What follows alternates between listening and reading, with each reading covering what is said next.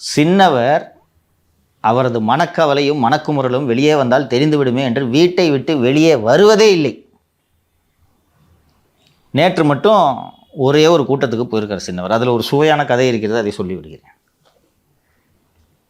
நேற்றைக்கு முன்தினம் மாண்புமிகு துணை முதல்வர் அவர்கள் வீட்டில் இலவச லேப்டாப் தொடர்பாக ஒரு கூட்டம் நடந்தது.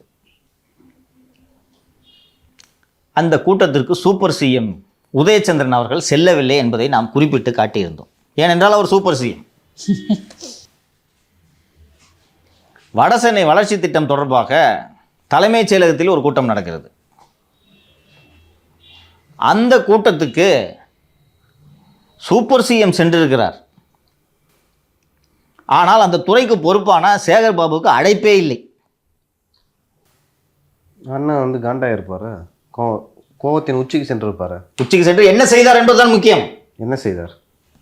என்ன எப்படி நம்மளை விட்டுட்டு போயிட்டாங்க, எட்ரா வண்டிய நேராக சின்னவர் வீட்டுக்கு போவோன்னு போய் வடசென்னை வளர்ச்சி திட்டம் சார்பாக ஒரு மைதானம் அமைப்பதற்காக சிஎம்டிஏ சார்பில் காசோலை.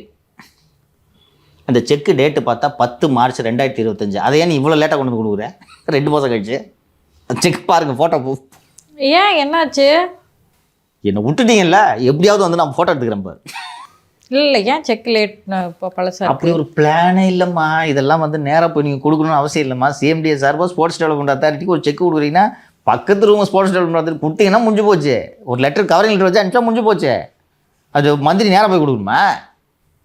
இன்னொன்று sports secretary, sports development department secretary கொடுத்த போதாத என்ன விட்டுட்டு கூட்டம் போட்டுட்டாங்க. ஓ, சின்னவர் என் மீது கோபத்தில் இருக்கிறார் போல இருக்கிறது. போய் கொடுப்போம்.